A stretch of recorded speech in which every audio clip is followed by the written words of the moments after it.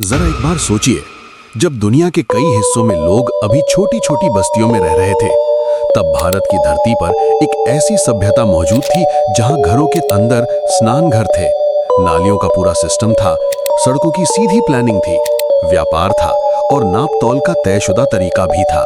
मतलब सीधी भाषा में कहें तो 4 से 5,000 साल पहले भी यहाँ सिस्टम चल रहा था, और आज हम कभी कभी एक नाली तक ठीक से नहीं संभाल पाते। बिल्कुल, उनके पास इंटरनेट नहीं था, लेकिन शहरों की प्लानिंग देखकर लगता है कि कुछ लोग आज के कई नगर विभागों से ज्यादा अपडेट थे। और सबसे हैरानी की बात, इतनी उन्नत सभ्यता होने के बाद भी आज तक हम उसकी भाषा को पूरी तरह पढ़ नहीं पाए हैं। तो आज से शुरू करते हैं भारत की असली ऐतिहासिक यात्रा सिंधु घाटी सभ्यता से। स्वागत है आपका भारत की कहानी में। देखिए दोस्तों, सबसे पहले एक बहुत जरूरी भ्रम साफ कर लेते हैं।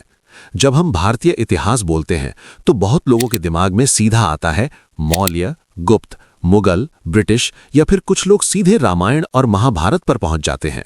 लेकिन अगर हम पुरातत्व, साक्ष्य और खुदाई के आधार पर बात करें तो भारत की पहली बड़ी शहरी सभ्यता के रूप में सबसे पहले नाम आता है सिंधु घाटी सभ्यता। अब यहाँ एक और बात समझ लीजिए, इतिहास और प्रागैतिहासिक काल में अंतर होता है।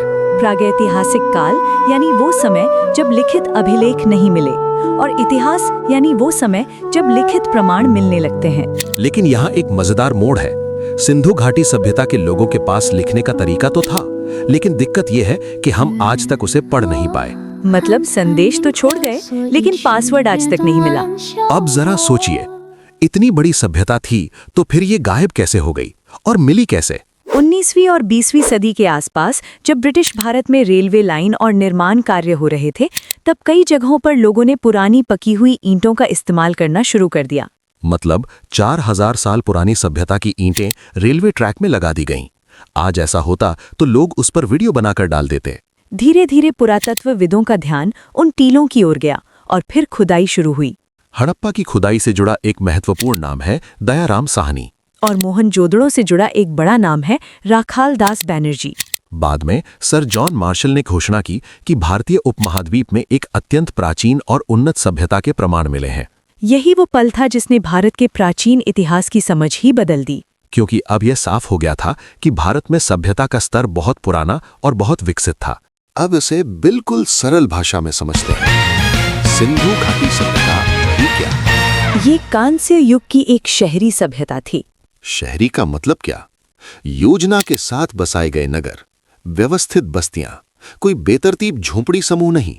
इस सभ्यता का प्रारंभिक विकास लगभग 3300 ईसा पूर्व के आसपास माना जाता है, और इसका परिपक्व चरण लगभग 2600 ईसा पूर्व से 1900 ईसा पूर्व के बीच माना जाता है। यानी जब मिस्र में पिरामिडों का दौर था और मेसोपोटामिया में नगर राज्य सक्रिय थे, उसी समय भारतीय उपमहाद्वीप में भी एक बड़ी शहरी सभ्यता मौजूद थी। इसीलिए विश्व इतिहास में इसे दुनिया की सबसे प्राचीन महान सभ्यताओं में गिना जाता है। और एक बहुत जरूरी बात, ये सभ्यता केवल सिंधु नदी तक सीमित नहीं थी। हाँ, नाम भले सिंधु घाटी है, लेकिन इसके अवशेष बहुत बड़े क्षेत्र में फैले हुए हैं।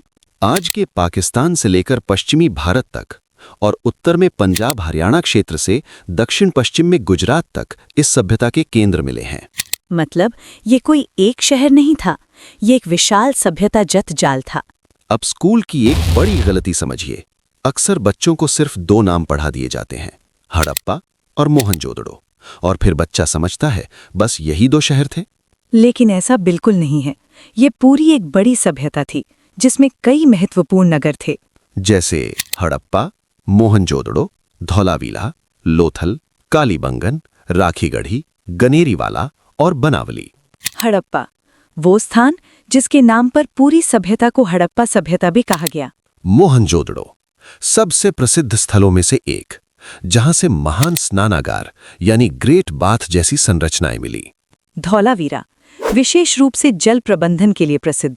लोथल व्यापार और समुद्री संपर्क के संदर्भ में बहुत महत्वपूर्ण। राखीगढ़ी आज भारत के भीतर पाए गए सबसे बड़े हड़प्पा स्थलों में से एक। अब ये सारे स्थल हमें क्या बताते हैं? यही कि ये कोई छोटी स्थानीय संस्कृति नहीं थी, ये एक बड़े पैमाने की सभ्यता थी। मतलब आज लोग 2 गेट लगाकर बोल देते हैं हमारी सोसाइटी बन गई, वहां पूरी सभ्यता स्तर की योजना चल रही थी। अब आते हैं उस चीज पर जहां सबसे ज्यादा लोग हैरान होते हैं, इन लोगों की शहर बनाने की समझ।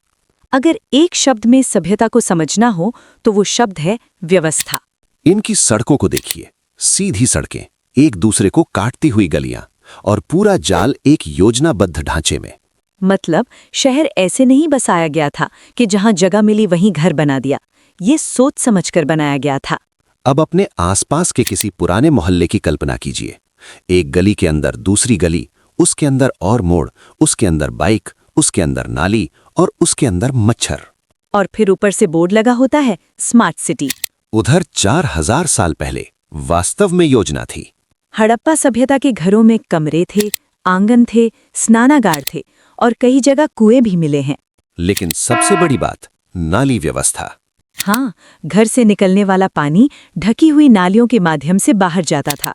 ये बहुत बड़ा संकेत है, क्योंकि स्वच्छता और अपशिष्ट प्रबंधन किसी भी उन्नत सभ्यता की पहचान होते हैं। मतलब उन्हें ये समझ थी कि शहर सिर्फ मकान खड़े करने से नहीं बनता, पानी, गंदगी और निकासी का सिस्टम भी चाहिए। सीधी भाषा में कहें तो वे लोग कह रहे थे, अगर सभ्यता बनानी है तो नाली पर ध्यान दो। और सच कहें तो ये सलाह आज भी कई जगह लागू होती है। एक और बड़ा प्रमाण है मानकीकृत पकी हुई ईंटें। मतलब निर्माण में एक समान आकार और अनुपात का उपयोग। और इसका मतलब है नाप तौल तय थी, निर्माण नियम थे और काम किसी अंदाजे पर नहीं चल रहा था। महान स्नानागार, सार्वजनिक जीवन की झलक।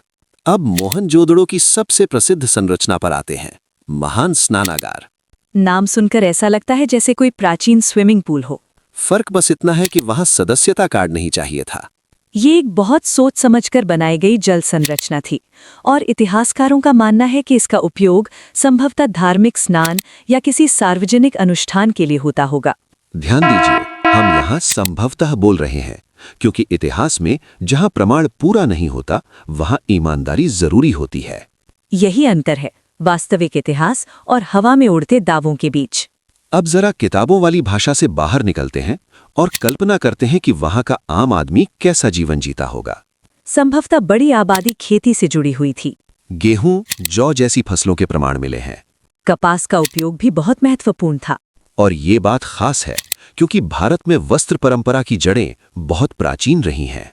पालतू पशुओं के भी प्रमाण मिले हैं, जैसे गाय, बैल आदि। और शहरों में कई लोग कारीगर, व्यापारी, कुम्हार, धातु शिल्पी, मणि मोती बनाने वाले और हस्तशिल्प से जुड़े लोग रहे होंगे। खुदाई में मिट्टी के बर्तन, मनके, आभूषण, शंख से बनी वस्तुएं, तांबे और कांसे की चीजें बहुत मात्रा में मिली हैं। मतलब ये लोग सिर्फ जी नहीं रहे थे, ये लोग जीवन को सजाकर भी जी रहे थे। एक प्रसिद्ध कांस्य प्रतिमा भी मिली है जिसे नर्तकी कहा जाता है। उसे देखकर लगता है कि कला, अभिव्यक्ति और व्यक्तित्व समाज का हिस्सा थे। यानी सभ्यता सिर्फ सड़क और नाली नहीं होती, उसमें सौंदर्य बोध भी होता है। अब आते हैं उस चीज पर जिससे किसी भी सभ्यता की ताकत समझ में आती है, अर्थव्यवस्था। हड़प्पा सभ्यता की अर्थव्यवस्था की एक बहुत बड़ी पहचान थी मानकीकृत बाट और माप। ये बहुत महत्वपूर्ण प्रमाण है, क्योंकि अगर किसी सभ्यता में एक समान नाप-तौल प्रणाली है तो इसका मतलब है कि व्यापार व्यवस्थित था। मतलब कोई यूं नहीं बोल रहा था, थोड़ा कम ज्यादा कर दो काम चल जाएगा। नियम था, अनुशासन था और व्यापार में भरोसा था। खुदाई में बहुत सी मोहरें भी मिली हैं। इन मोहरों पर जानवरों की आकृतियां और कुछ रहस्यमयी चिन्ह बने हुए हैं। इनमें सबसे प्रसिद्ध आकृतियों में से एक है कथित एक सींग वाला पशु। अब ये वास्तव में कौन सा प्राणी था या प्रतीकात्मक रूप था, ये स्पष्ट नहीं है। लेकिन ये जरूर माना जाता है कि इन मोहरों का उपयोग संभवतः माल की पहचान, स्वामित्व, व्यापारिक कंट्रोल या प्रशासनिक उद्देश्य से होता होगा। मतलब काम बिखा हुआ नहीं था, संगठित था। अब एक बहुत रोमांचक है, जिसे सुनकर कई लोगों को सबसे ज्यादा आश्चर्य होता है, सिंधु सभ्यता का बाहरी दुनिया से संपर्क। हाँ, ऐसे प्रमाण मिलते हैं कि इनका संबंध मेसोपोटामिया क्षेत्र तक था। मेसोपोटामिया के कुछ अभिलेखों में मेलुहा नाम मिलता है और कई विद्वान इसे सिंधु क्षेत्र से जोड़ते हैं। मुहरों, वस्तुओं और व्यापारिक संकेतों से लगता है कि वस्तुओं का आदान प्रदान होता था। संभावित व्यापारिक वस्तुओं में मनके, शंख की वस्तुएं, कीमती पत्थर, लकड़ी, हाथी दांत और कपास से बने सामान शामिल रहे होंगे।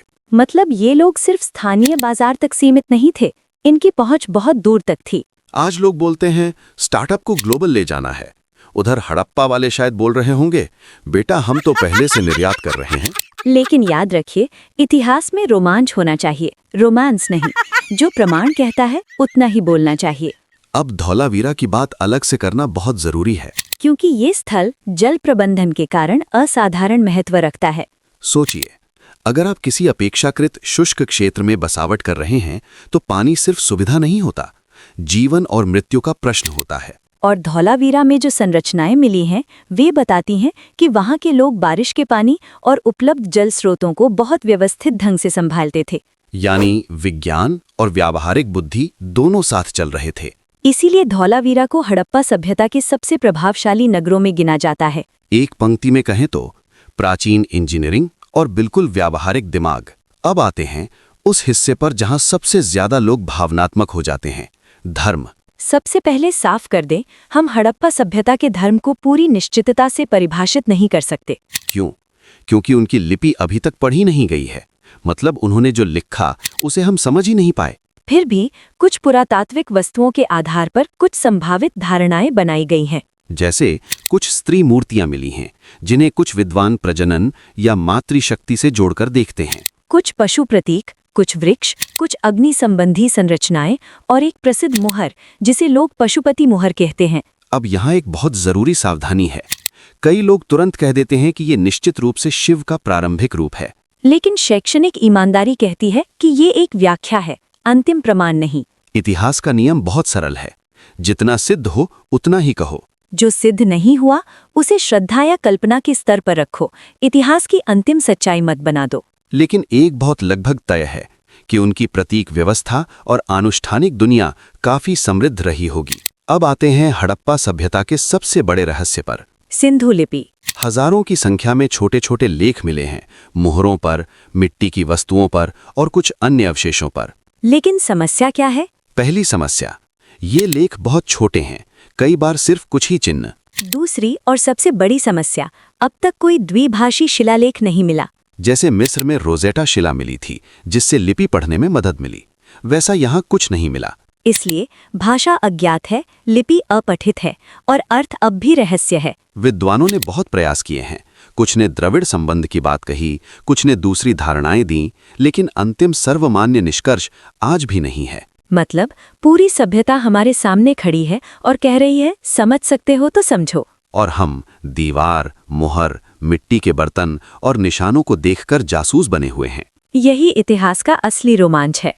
अब एक बहुत बड़ा प्रश्न, इतनी बड़ी सभ्यता थी तो उसका शासक कौन था? दिलचस्प बात यह है कि हमें मिस्र की तरह बहुत बड़े राजसी मकबरे या मेसोपोटामिया की तरह राजाओं की खुली प्रशंसा वाले अभिलेख स्पष्ट रूप से नहीं मिलते। ना कोई ऐसा बड़ा लेख मिला जिसमें लिखा हो मैं राजा हूँ, और ना ऐसे विशाल महल जिन्हें बिना विवाद के राजसी महल कहा जा सके। तो इसका मतलब क्या है? इसका मतलब ये नहीं कि वहाँ शासन नहीं था, बल्कि इसका मतलब ये है कि शासन की प्रकृति हमारे लिए अभी पूरी तरह स्पष्ट नहीं है। यानी व्यवस्था थी, नियंत्रण था, योजना थी, लेकिन राजनीतिक ढांचा कैसा था ये अब भी एक रहस्य है। एक तरह से कहें तो सिस्टम था, लेकिन नेता का पोस्टर नहीं मिला। और कभी-कभी शायद यही वजह होती है कि काम ज्यादा हो जाता है। अब आते हैं सबसे विवादित प्रश्न पर, सिंधु घाटी सभ्यता का अंत कैसे हुआ? और यहाँ सबसे पहले एक चेतावनी, जो लोग एक ही लाइन में बोल देते हैं कि बस इसी वजह से खत्म हुई, उनसे थोड़ा सावधान रहिए। क्योंकि आज की विद्वत सहमति में एक ही कारण को अंतिम कारण मानना कमजोर तरीका माना जाता है। अधिकांश इतिहासकार और पुरातत्वविद एक मिश्रित कारणों वाली प्रक्रिया की बात करते हैं, जैसे जलवायु परिवर्तन, नदियों के मार्ग में बदलाव, कुछ क्षेत्रों में बाढ़, पर्यावरणीय दबाव, व्यापारिक नेटवर्क का कमजोर होना और धीरे धीरे शहरी जीवन का टूटना। कुछ स्थलों पर बाढ़ के संकेत मिले हैं, कुछ जगह नदी तंत्र में बदलाव की चर्चा होती है और कुछ मामलों में आर्थिक या सामाजिक दबाव भी संभव माने जाते हैं। सबसे महत्वपूर्ण बात, ये पतन शायद धीरे धीरे हुआ, ऐसा नहीं कि एक रात में पूरा शहर खत्म हो गया। सभ्यताएं फिल्मी तरीके से नहीं टूटती, वे धीरे धीरे बदलती हैं, कमजोर पड़ती हैं और रूप बदल लेती हैं। यानी हड़प्पा का अंत एक घटना कम और एक प्रक्रिया ज्यादा था। अब आते हैं इस पूरे अध्याय के सबसे परिपक्व प्रश्न पर, हमें इससे क्या सीखना चाहिए? सबसे पहली सीख, सभ्यता का मतलब सिर्फ राजा और युद्ध नहीं होता। सभ्यता का मतलब होता है योजना, स्वच्छता, व्यापार, नापतौल, सार्वजनिक व्यवस्था और सामाजिक समन्वय। दूसरी सीख, प्राचीन भारत को कमतर समझना इतिहास की बहुत बड़ी भूल है। क्योंकि प्रमाण साफ बताते हैं कि भारतीय उपमहाद्वीप में बहुत प्राचीन, बहुत संगठित और तकनीकी रूप से सक्षम शहरी कुसंस्कृति थी। तीसरी और सबसे सुंदर सीख, हम आज भी सब कुछ नहीं जानते। और यही इतिहास को जीवित रखता है। क्योंकि जब कुछ प्रश्न अनुत्तरित रह जाते हैं तभी जिज्ञासा बची रहती है। हड़प्पा सिर्फ एक अध्याय नहीं है, ये एक याद दिलाने वाला सच है कि भारत की कहानी बहुत पुरानी है, बहुत गहरी है और हमने अभी उसका सिर्फ पहला दरवाजा खोला है। एक ऐसी सभ्यता जिसकी सड़कें सीधी थीं, जिसकी नालियां ढकी हुई थीं, जिसकी मोहरें दूर दूर तक जाती थीं जिसकी भाषा आज भी हमसे रूठी हुई है और जिसका नाम भारत की सबसे प्राचीन शहरी पहचान के रूप में आज भी अमर है। सिंधु घाटी सभ्यता। अगले एपिसोड में हम आगे बढ़ेंगे और समझेंगे कि हड़प्पा के बाद भारत की धरती पर कैसे नए समाज, नए विचार और नया युग उभरता है। तब तक के लिए भारत की कहानी के साथ बने रहिए।